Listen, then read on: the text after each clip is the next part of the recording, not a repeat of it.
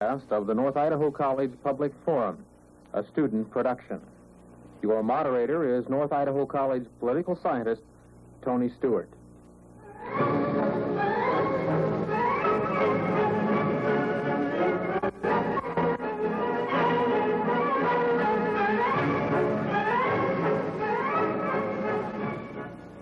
Good evening, ladies and gentlemen.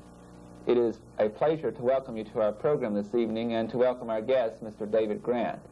Mr. Grant is known throughout the western states and other parts of the United States as an expert on American native values and how these values relate to us all. He has lectured in many parts of the United States dealing with the idea of value systems as it relates to American natives in particular. In fact, at this present time, his occupation is conducting 3-day seminars and campus lectures on the topic, Indian is. As to background, Mr. Grant has worked as minority specialist for the state of Washington and coordinated an Indian counselor aid program, providing Indian staff support for adult offender programs throughout that state.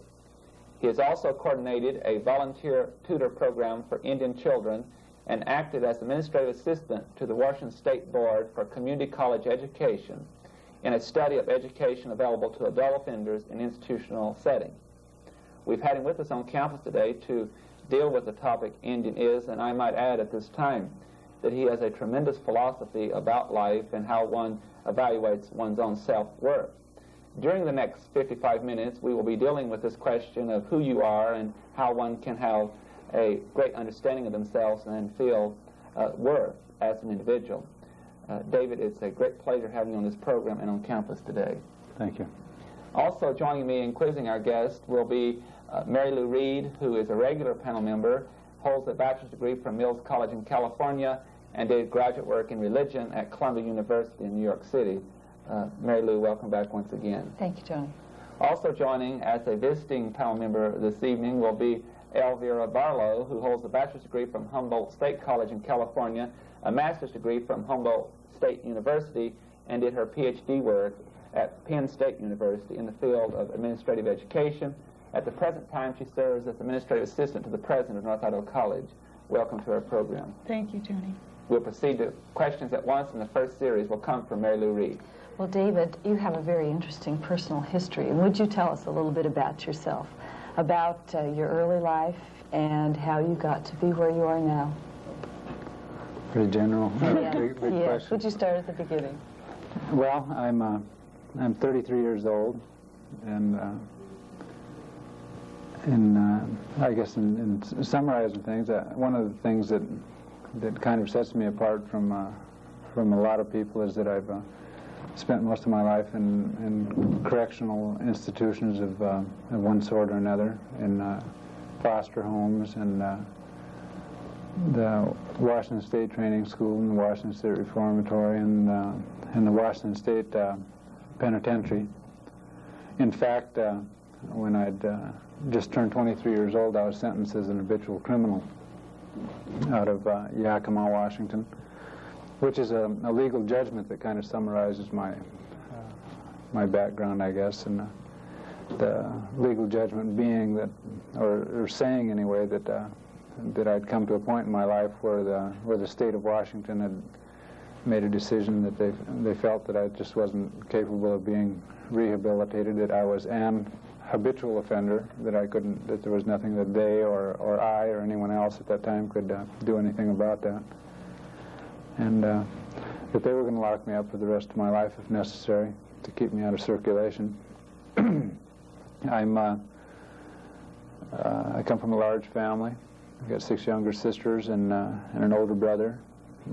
Both of my parents are my mother's from the Standing Rock Reservation at Fort Yates. My dad passed away approximately 5 years ago, and he was had been a truck driver all his life. In fact, lived his whole all that I can remember, he lived his whole life on the road. But he was from Belcourt, North Dakota. He was a Chippewa from that reservation. I feel like I've been lost, and that I'm on the road to understanding how I can find myself, and find myself in terms of racial identity and just how I work. What happened in prison then to change your mind, change you around? Was it an event or was it a person? I think that it was an event and a person, or persons. I was doing, like I say, a life sentence, and one day realized that I was in a situation where I had at least 15 years to do before they'd consider me for parole, and that if necessary, that they would keep me in confinement for the rest of my life. And I asked for help.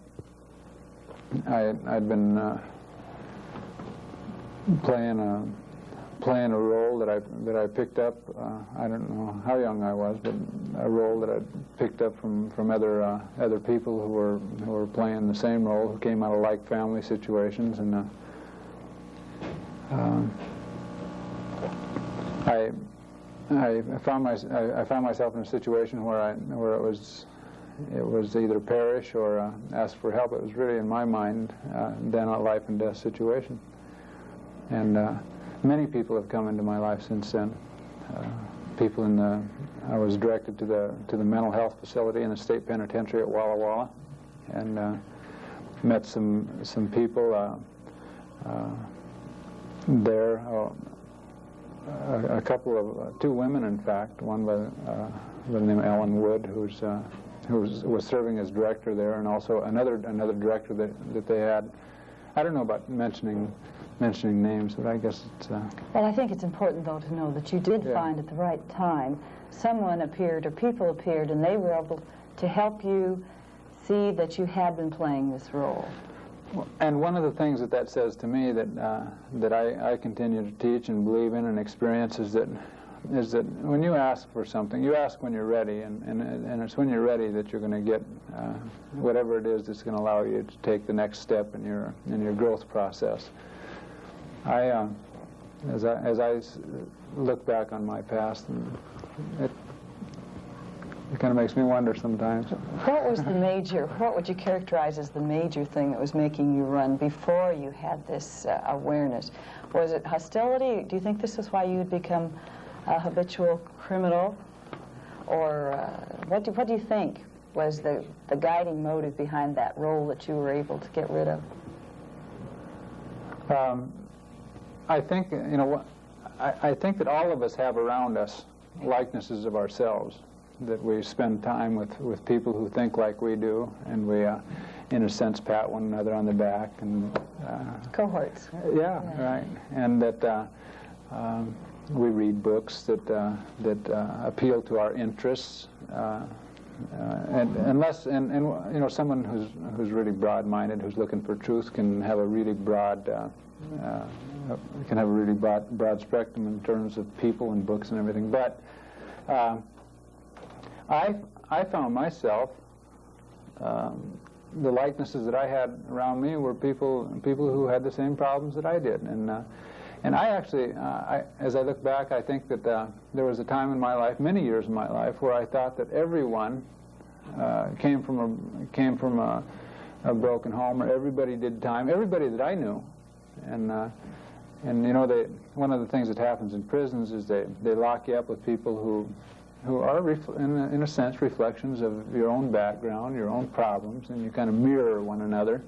And after a time, you get to thinking that, yes, this is it. This is how it is. This is all there is. And it's a real trap. It's sort of a prison within a prison within a prison. Yeah. A lot of symbolism. Sure. Thank you. Elvira. First of all, you took my first question, but that's fine. David, you mentioned that while you were in prison, you made some decisions one day that you didn't want to be there any longer. And you reflected a little bit on that. Would you elaborate on that? And also, I would be interested to know when you made the decision, or why you made the decision to take the information you learned and then to go out and start teaching these concepts. Well, in response to the first question, I think that that there were some people you know, as I think about my past, it's just full of people who have given me new ideas and who have demonstrated through how they live their lives and through how they feel to me that, by golly, I'd sure like to spend more time with that person, or maybe even without even thinking about it, just spend time with them and become more and more like them. But there's a guy by the name of Phil Lane who has been serving as community coordinator for the men in the state penitentiary, the Indian men in the penitentiary, for about 10 years. And I think that he and his family are the people who are instrumental in actually turning me around and giving me a vision of a different way of doing it, of a different way of living my life. Actually through how they treated all. Phil Lane is a guy who comes in and he treats everybody with a lot of dignity and respect and lots of encouragement, and he's real good at triggering positive pictures for people and about other possibilities. He used to ask us, what are you guys doing in here? You know, and talk to us about. He used to talk to us about the potential that we had and about how our people could use us, you know, and we had something to offer, and I think that he's the, you know, even I was over to visit him last weekend and I told him, Phil, you know, I even dress like you sometimes, and he had that kind of an influence on me. But I think he's the reason that he was a model, I guess, that told me that there really is a different way of experiencing life, of handling myself and relating to people. And as far as teaching, though, this is another step further. Teaching came teaching came natural. I've been talking. I guess it's a result of again, prison experience. I can remember a time when I used to sit in group therapy sessions and just be full of feelings and just wanting to say so much, but every time I'd start to talk, my voice would break and I'd almost cry.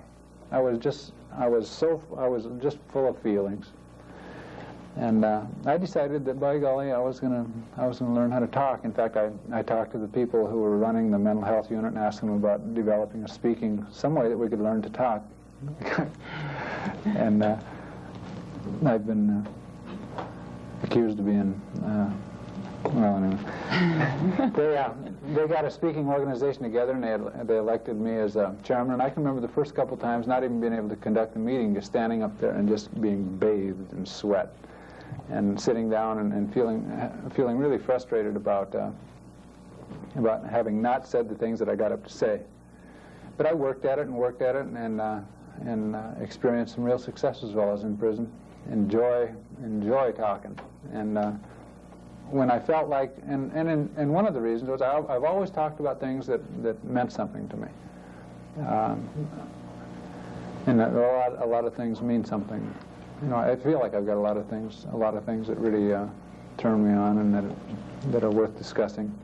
I can certainly verify the fact that you have certainly been able to accomplish the ability to speak with our students today. They were certainly spellbound during your 1 hour and 10-minute presentation. I would like now, David, to move into some of the concepts that you have developed and also, as you indicated, obtain some of the information from other people. I think we've got a good idea of how you came about this desire to teach and so forth. And in your lecture, and please take whatever time you need answering this question, because I think it's such a critical question for the viewing audience to get your message. And that is, in your speech today, and what I'm addressing myself to is, why do people do the things they do in life? And I know in answering that question today, you dealt with that some people approach it from a negative viewpoint, a critical viewpoint. Others deal with it from a positive viewpoint about what they do in life, or the games that people play, and in some cases, in other cases, people really become a total human being and do what they want to do. That's a terribly long question, but I was trying to set the groundwork for your answer to our viewing audience. Well, I've got a process that I work people through, and it generally encompasses a 3-day time frame. What I do first of all is I talk to people about our thought process, about how we come to see things and to believe the things that we believe about ourselves, about our children in education, about education, about students, about what teaching is all about other races, about the future, about the past, and we talk about that we weren't born with those ideas, that they've come to us during our life's process, and I talk to them about how those ideas and beliefs that we've gathered primarily through example, through looking around and watching our parents and our brothers and sisters and the others in our community, and through going to school and watching teacher and other children that we meet, and as our world grows, just constantly gathering information through example and through listening, and listening to other people's opinions and other people's beliefs. I talk about how those opinions and beliefs, or that inner reality, as I call it, is the basis from which we make all of our decisions. The basis from which our activity springs, our behavior, and I get people in touch with that, and I get them to through using a workbook process to take a look at what is it that's important to me as a human being, and how important am I, and how about my family, and how about my spiritual growth and development, and how about the Earth Mother. You know, that's one of the things that I see. I know that I've been away for a long time, but I think we get living in cities and away from really being in contact with the earth. You know, I forgot where eggs come from. I was cooking eggs since we've been out in the country, and I thought, by God, I forgot all about that old chicken. You know, I thought they could. But getting people to think about things like that, you know, what is important to me, and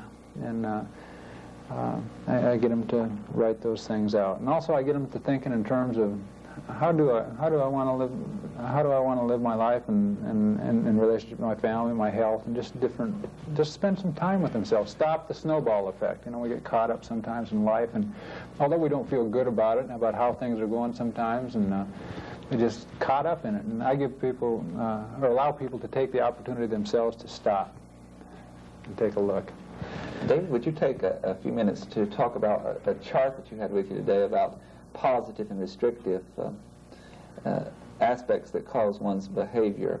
I know there are many things the panel wants to ask today too, but I think that this would really help us in getting to the basis of your philosophy, taking maybe the restrictive first, about why people decide to do what they do. Well, one of the things that I teach is that there's a couple ways that people, as you say, motivate themselves or make decisions or act, and one of them is based on external motivation, what other people are going to think of me, or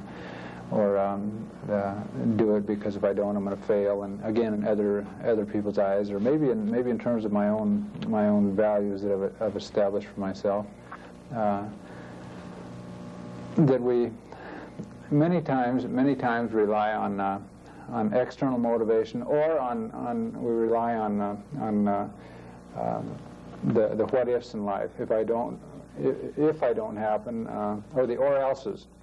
If I don't do this other bad thing is going to happen to me, and how we kind of move ourselves into getting an education sometimes, move ourselves into going home, or move ourselves to going to work through scare tactics, scaring ourselves into doing whatever it is that we want to, whatever it is that we've got to do, and that there's. I teach that there's a different way of doing that. That's a lot more, that comes in a form that in the form of a lot more dignity, and that is in my mind true motivation, and that is taking a look at the end results, the activities that you're involved in life, and asking yourself the question of do I want to do that?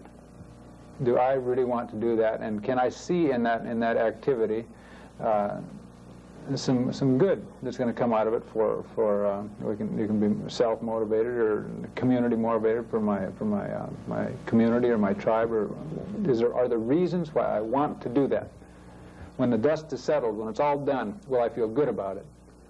And doing it for those reasons, and listing. You know, in seminars, one of the things that we do is we take people and we give them an opportunity. We say, define for yourself some an area that you want to work on, whether it's family or health or spiritual growth or work or whatever. Define the area, and then next ask yourself, why do I want to change in that area? And those are the motivating factors. And I say, spend a lot of time in there, and be honest with yourself. All of the reasons why you want to make that change. And when we talk about just creating vividly in our minds pictures of how we want to be, I tell you know, in the old days, in our traditional Indian cultures, the young would grow up and they would look around them, and everywhere they would see images, likenesses of what they wanted to be. There was no question. There was no question of how to hunt or how to be a warrior or how to do whatever pick up the cultural slack or whatever it is that needed to be done. There was no question about that. You could look around and you could see it. It was mirrored all around you. And but today that's not that way.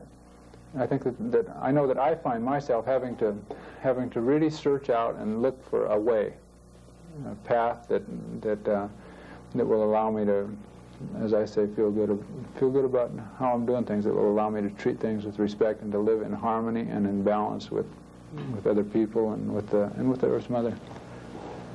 Thank you. Lou Reed. Yes, there are a couple of questions that come from the flyer that describes your program, and you've sort of touched on them, but I'd like to have you go into them with a little more depth. You mentioned the Lakota view of a harmonious world. Mm-hmm. Is that what you have been talking about when you were referring to Earth Mother? Or would you go into that a little, please? Living in harmony to me, and I think that it's I don't know that anything can be said to be general across the board, but a lot of native cultures let me make a general statement, and I'll suffer the consequences of it, whatever. That's what I'm asking for anyway. Living in harmony to me comes from a perspective, a life's perspective, and one that allows me or any other person to see themselves as being equal, not above anything else. Understanding that everything in creation is there for a purpose, and that everything gives to creation, which in turn gives to us, and we in turn give back to creation. And I'm talking primarily about the Earth Mother, and living in harmony and balance to me in the Lakota way or in the Indian way means understanding that I am literally a friend of mine was talking the other day, and he said that we literally are sucklings at the breast of the four-leggeds, and without them we wouldn't be here. Without the vegetation, without the water, without the air, without the insects, without any of those things, that we would not be here. And living in harmony and balance means to me living with those things, understanding that they are as much a part of this life as we are, and other people too. Living, respecting other people's ways, but we've got that common reality. We've got to respect. All of us have to, if we choose to live here and to live full, harmonious lives, we all respect the Earth Mother. And but living in harmony with other people. And at the same time, you're saying that each component, each person or each animal actually matters too, so right. that you're indeed building up at the same time you're building the network. Mm-hmm. Then another quote from your description, and I ask, what is the secret of being at ease and learning to sell ideas through techniques of relaxation, fascination, and visualization? Those three things, at ease, relaxation, fascination, and visualization. These obviously are tools that you are trying to use and trying to share in order to help an individual feel better about himself or herself. But what do you mean by visualization, for instance? Well, picturing in your mind how you want things to be, or how you want to. When I talk about things, I talk best in terms of stories. There's a guy who lives up on the Lummi Reservation. He was saying one day, he said, I got a phone call, and he said these people wanted me. A lightning had struck a tree, and it had split it. He says about 200-foot tree. He said it split it, and he said part of it was leaning over about 3 different houses, and they wanted me to do something about it. So he says I went down there, and he says I walked around and around and around that tree. And he says what I was trying to do is picture in my mind how I was going to deal with that particular thing, how I was going to keep that tree from falling over those houses. And he said, and then in my mind, he said the first thing that I saw was, he said I saw that I needed to keep it from splitting anymore. So he said I went and I got a chain and I wrapped it around just about where it stopped splitting, so it wouldn't split anymore. And he said I pictured my mind going up there, and he said I pictured where it needed to be topped, and he said I pictured how I was going to top it, and he said not until I had all of that pictured in my mind, he said, did I go up that tree. And that's what I'm, when I talk about visualization, I'm talking about how to do whatever it is that you're going to set up, creating a vision in your mind that will allow you to see it done effectively, or see yourself doing it step by step, the end result and how you're going to do it. So visualizing your goals is an important key to what you're talking about. And you're implying that we get away from this ability to see, and that it gets in our way. There are barriers because we close the eyes, so to speak. Either we close the eye, or we allow other people to trigger our pictures for us. And that's the challenge that I think a lot of young people and a lot of people of all ages are having these days, letting other people trigger the vision. This is right for you. This is how you should act, or this is what being a man is all about, or this is what being a woman is all about, and letting other people actually set goals for you. I've heard it likened to being like a pinball in a pinball machine, from pillar to post, other people's suggestions. Do it this way, or be this, or be that, and just, it's getting really drunk and beating up on somebody. That's cool, that's really being a man. And if you accept, that's what they're creating a vision for, and they're saying that that's cool. And if you accept that vision, well, then you're gonna. But I talk about creating your own visions. And why do you think relaxation is so important in all this? I mean, obviously we all know relaxation is important, but why does it tie in directly with creating goals and becoming yourself? Well, if you've ever noticed, one of my most creative times, and again, psychologists and physiologists, people who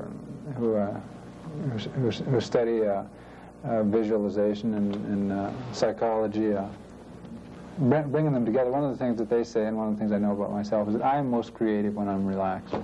The most creative times in my days are either when I take myself into a deep state of relaxation, or just before I go to sleep, or just before I wake up and get fully alert in the morning. I can just dream, and I can kind of. A guy was telling me the other day. He said I got into meditation for about 4 years. And he said the only thing it really did for me was it allowed me to become more organized. He said when I was in meditation, he said I would picture in my mind exactly how I wanted things to go during the day, and when to do them, and how to do them, and he said it really it allowed me to be more organized. And I don't want to get into a real technical description of relax, of how. No, I don't think that's necessary. But I think why is what we're asking for. Well, for one thing, there's two different. We've got two spheres, or two halves to our brain, and one of them is what they call the intellectual or the cognitive. We do all of our intellectual and our those kinds of things off one side of our brain, and the other part is a creative side where we can, artistic side where we can kind of visualize and create. Through deep relaxation, one of the things that I've learned is that we actually move from and open up the door so that we move in more into we kind of shut down the cognitive side of our thinking process and we move into the creative side of our thinking processes, which is where we're able to visualize, which is where we're able to create, which is where we're able to dream. And all of the people that I've studied who provide visualization as a technique or a process to grow with, one of the things that all of them agree on is that happens, and it's at that time that we're able to create and create visions, be they positive or negative. Really, what you were talking about is making it possible to have creative thinking. Right. This is really what you're pushing. Where does fascination come in? Is that the vital, the power, the alive part? I don't use the word in my. Oh, did I misread that? I thought fascination was your word. Well, I don't. It might be in the brochure, and if I have used it, I quit using it a long time ago. One of the things that I do teach, though, is that instead of solving problems, we become fascinated with challenges, and that fascination means to me.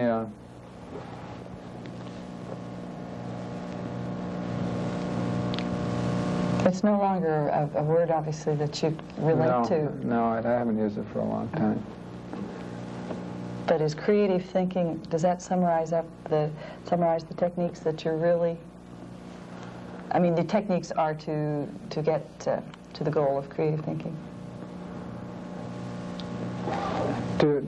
I say that our limitations, my limitations, your limitations are based on our ability to create in our mind's visions. That if we cannot see them in our mind's eye, that we cannot do them, or that we do them exactly as we follow the visions that we have in our minds. If I picture myself going into a situation and making an absolute fool out of myself, that's the picture that I'm going to create when I get there. And that if I can visualize my mind, how I can do it constructively, how I can be on ground level, how I can do it as effectively as I want to do it, or to that degree, it's exactly how I'm going to do it. And just like the guy said when he got ready to climb that tree, I got to be able to picture how I'm going to do it before I get up there and do it. That's great. Elvira. I wanted to change the topic somewhat. You mentioned a while ago traditionalists, and I've had the opportunity, as you know, to have been in a couple of sessions with you over the years, and I've heard you talk to a number of groups of people. I was wondering how maybe we don't use the term traditionalist in the same manner.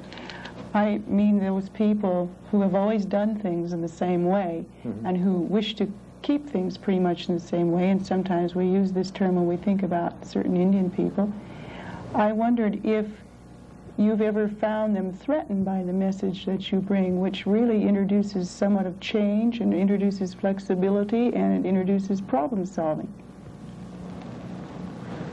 I don't. It's a different approach, and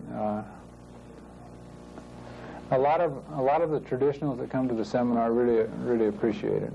And I think that the thing that they see in it is that it opens the door so that people can begin to think, looking at the traditional way again.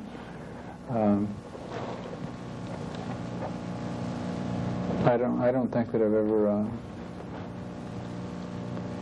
I don't think that they've ever been threatened. Although, you know, my audience is primarily non-traditional people who are either at the opposite end or somewhere in between. And I feel like, as I teach, that I'm a real strong advocate of the traditional way. But I can also see that there's some need for some people to be out on the other end, some people to understand the system and what's going on, and in order to deal with it. But do Indian people ever tell you that it's difficult to be both a traditionalist and to be able to think and to change ways? Do they ever relate that to you, that there's going to be conflict? Sure. Yeah, a lot. In fact, as people talk about it, it's one of the reasons that they say that the alcohol, one of the reasons directly related to alcoholism and drug abuse and other methods of just escaping from it, is because it's real hard. Do you personally feel it's difficult to remain Indian and live in a culture that's predominantly not Indian? I think it is. I think, you know, my way of perceiving tradition is living in balance, and to me that means any time that you do anything that moves away from, take more than you need, or any time that you show disrespect for the Earth Mother, that you're moving away from the traditional way, moving away from living in harmony, and that's a real challenge. In fact, driving over here, you know, and flying different places, it's a real challenge. David, something else that you dealt with today that I find of great importance and interest, I have for a long time in reading on this subject, and you dealt with it in your address today, and that is that you described that many individuals find themselves in physical prison, and we talk about that, and people that we incarcerate and so forth, but that we do not deal much with the fact that many people who are very free physically to move and go as they wish are in a mental prison, and it's self-imposed mental prison. Would you describe for us what you mean by that comment? Maybe I can relate visions to that. Yes.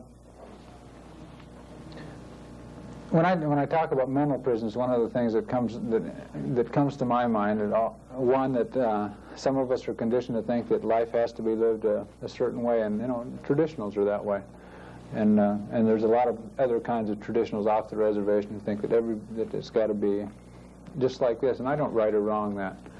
I think that we also have ideas in our mind that there's certain things that we just can't do. I can't, and when I talk about mental prisons, those are the things that I focus in on. All of the I can'ts, that things can't get better, that I can't get that kind of a job, or that I can't make this kind of a change in my life, that you can't teach is it old dog's new trick, or is that it? Yeah, that's a good one.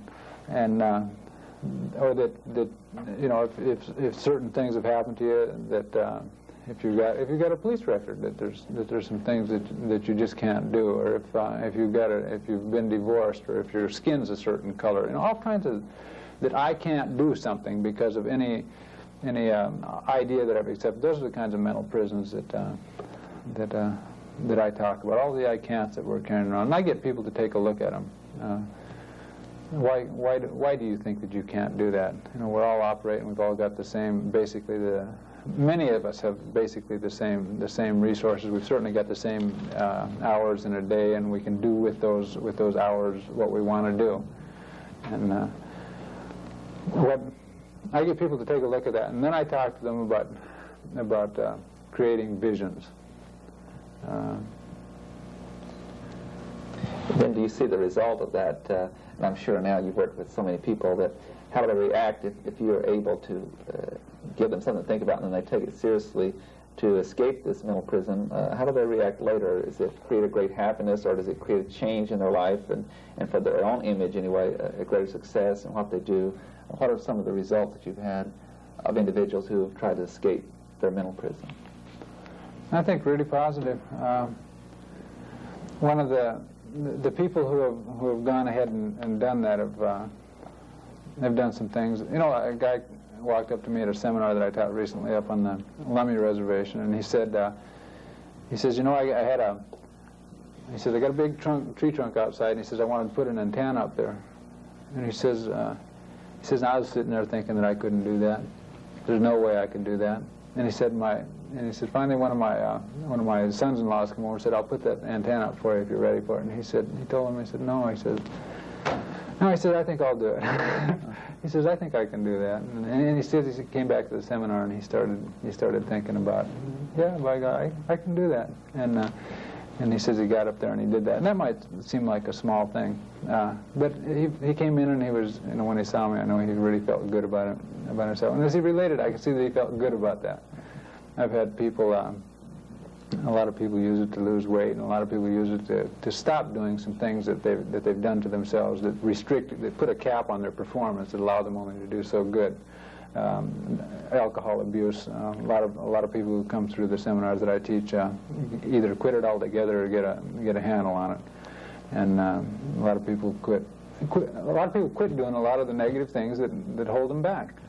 And a lot of people, I've had people get out of, who've been professional students, get out of that and actually start doing and applying some of the knowledge that they have. And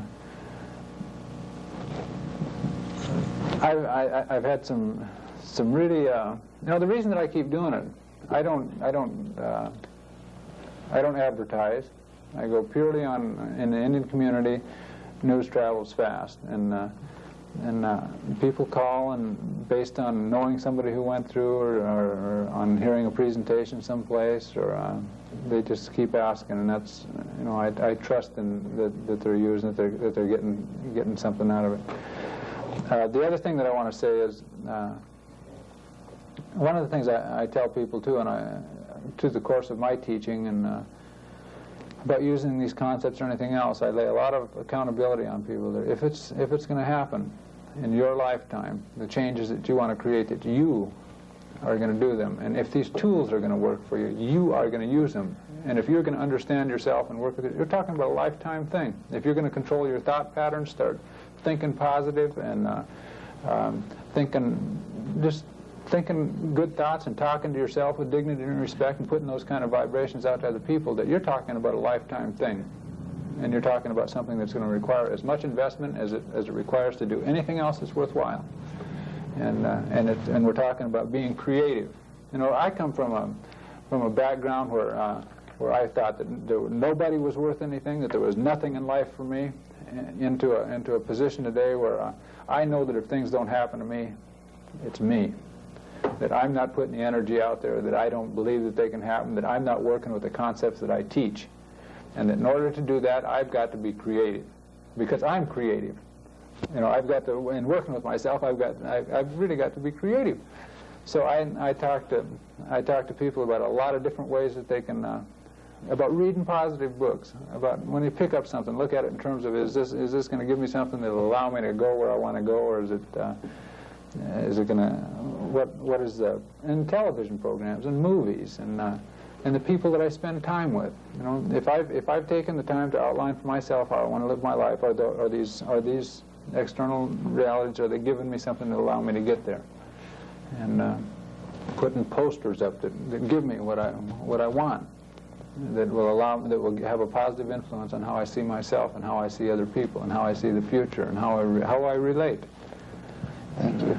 Lou Reed. Well, I found Elvira's question on traditionalism very provocative. And as I understand it, you're saying that you're a traditionalist by choice, which is almost a contradiction in terms. I'm not really sure. What do you really mean when you say you have a Native American traditionalist? I'm saying that, one of the things I said at the beginning of the program is I feel like I've been away. I've spent most of my life in institutions. And when I say that let me say that I am not. I don't feel like I've arrived yet, but I'll tell you, as we live our lives at home, one of the things that we're constantly striving for is that balance, living in harmony, and that to me is a traditional way. And also I study and I'm learning and have learned some traditional and religious rites that I use. I've decided that there's a way that there are ways that have worked for my people for thousands of years, and I do the same thing that I ask people to do in seminars. I listen.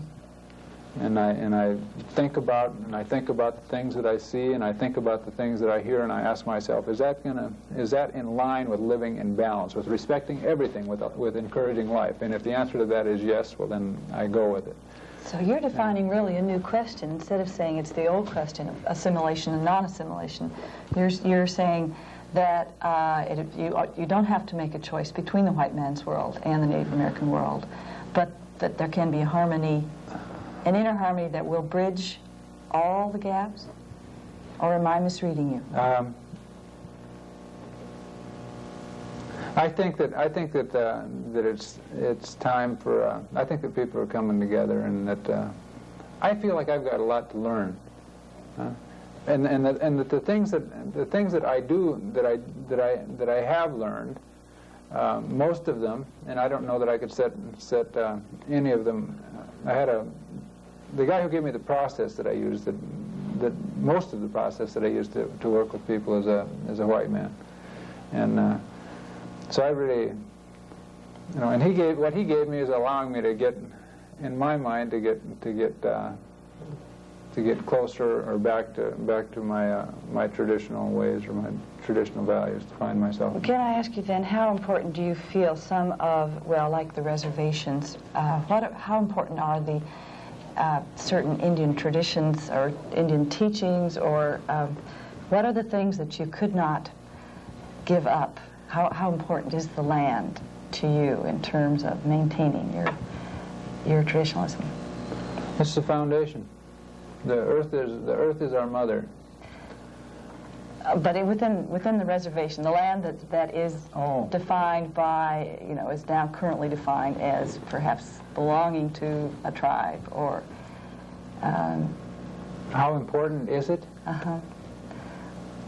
What I'm saying is you do not, perhaps, I'm sure you're against breaking up the reservations. You want to continue to keep Indian land and to perhaps expand it as the treaties are reviewed. Right. And you feel that this is essential.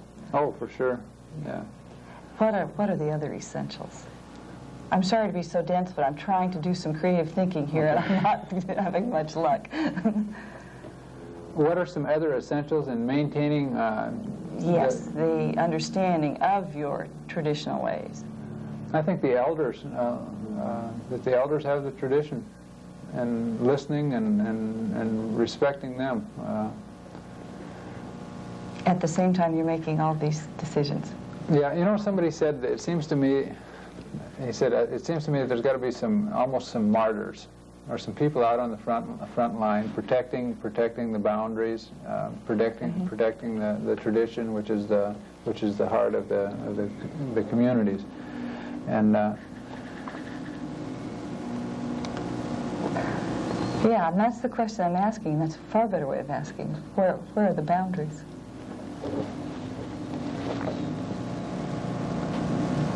I don't know. I don't know where. I don't very think. hard to say. Elvira. Okay. Let me say one more thing before we leave. I think that I tell a story in the seminars that a lady gave to me. She was talking to a bunch of young people, and she was saying, she said there's a little boy who was walking along in an amusement park behind a balloon salesman, and he had these balloons, and they were just in the wind, they were kind of bouncing against one another. This little boy, he watched and followed this guy for a while, and then pretty soon he walks up beside him and he says, "Hey, mister," he says, "if I bought one of those red balloons and let it go off that stick, would it fly?"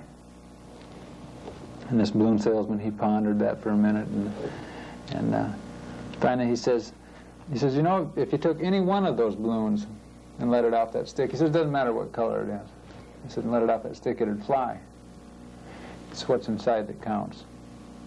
And that's my philosophy. I buy that it's how you see things. It's what you think of yourself. It's what you think of other people. It's what you think of. It's what you think of everything. The rocks, everything. That determines how you live your life. And that anybody. And I know a lot of people who are a lot of white people, and I don't know. I know a lot of white people who are Indian in here. I mean, they respect things. And David, it's obvious that you spend a great deal of time thinking, and you have told us how important it is to visualize and to keep these images in our mind. As a result of thinking and of thinking of the ways that things, how they should be, have you ever become involved in politics or national or state issues? I have, and what I'm doing is I'm just taking a look at it. I've had some people sit me down and talk with me about politics, and actually just open the door for me into looking at what kind of a system this is that we're perpetuating in this society in the United States. What kind of a government is it, and what are the given freedom to express itself, where will this government take us? And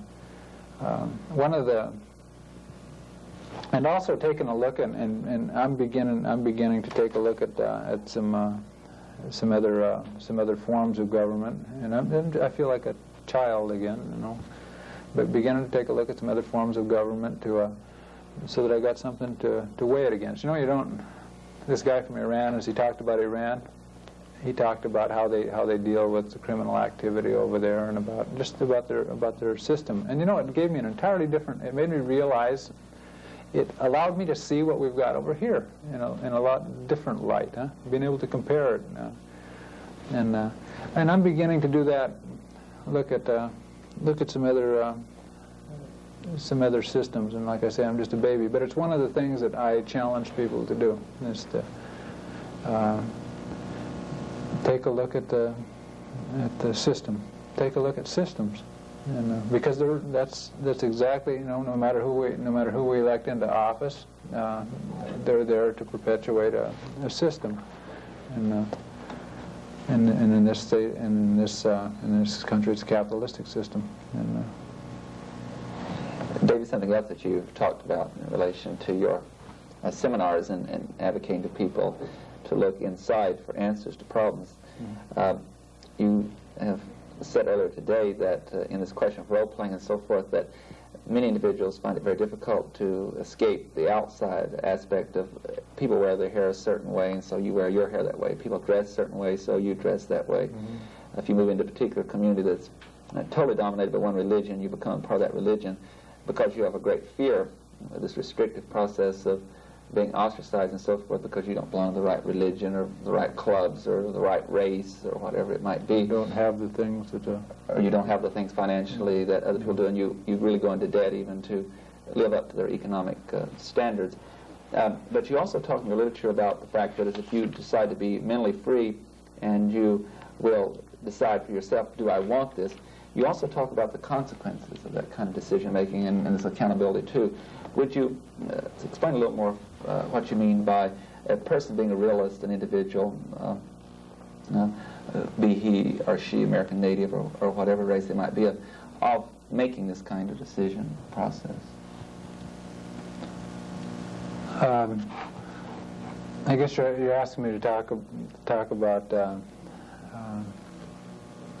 karma, or about how we certain actions bring certain results. That if we study, if we strive for knowledge, and if we really apply ourselves to acquiring knowledge, that's what's going to come to us. And if we put our mind someplace else, doing something else, that we're gonna. I say you reap what you sow. Whatever it is that you put in here, you express, or whatever you put your energy into comes back to you.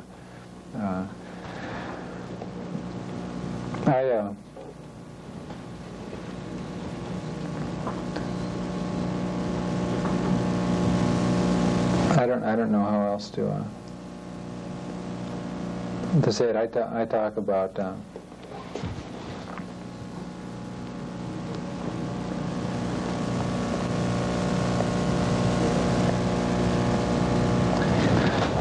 I suppose what I'm getting at, if I may interrupt one more time, that is that if you're going to have individuals who are going to be more free thinkers, as I seem to think that you're advocating, then isn't this something that's quite essential for a society, a country, or a particular state or community to the large number of people to adopt if you're going to be able to be so free as to do what you want to do rather than a short chart indicated so often other people determining for you your lifestyles as far as the kind of car you own or the kind of clothes you wear or whatever the particular thing might be. But if you stray away from that, if you move away from what other people want you to do, that you got to be willing to accept the consequences yes. of I noticed your literature indicates some addressing itself to that.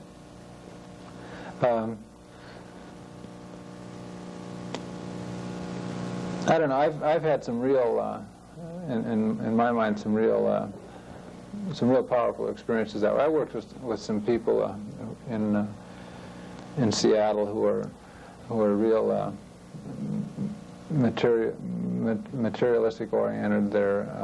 And they're into having really nice, really big houses and really nice cars or several cars, and I became that. There was a time I actually became these people who I surrounded myself with, assumed their values, and it kind of happens slow and easy, so that one day you're just it. Huh? I moved away from there, moved to Spokane, and I feel like I'm in an entirely different space than I was then. That I've taken some time and set out how I want to live my life, and that it's moved away from that.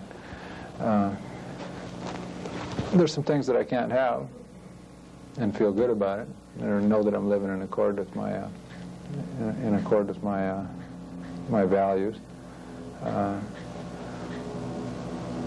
So you're advocating then that sometimes when that kind of decision is made, in your case where you didn't want to be involved in such conspicuous consumption or materialistic consumption, that sometimes it's best to remove yourself from that kind of environment and get away from those individuals who feel that is really the thing to do if you want to really live a different lifestyle. I always advocate that the people take some time from time to time to get away from wherever they're at and to take a look at it from a different perspective and to, like I say, stop the snowball effect and evaluate. And, Lou Reed, 1 minute. All right.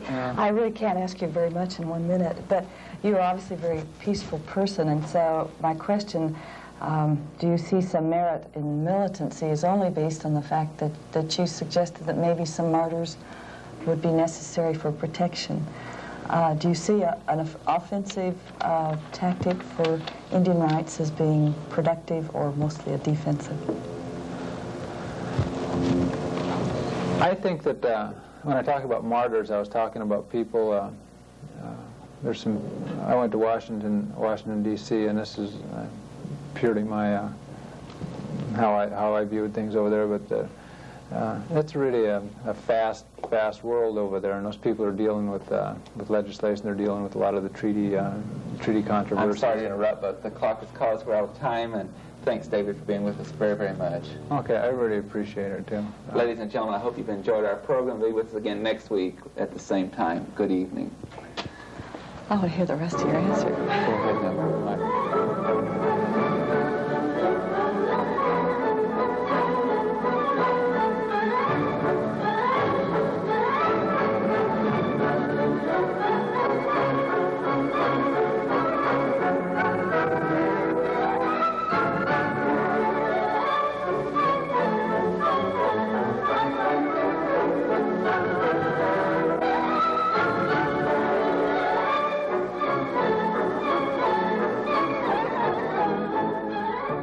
The North Idaho College Public Forum can be seen at this same time each week over this station.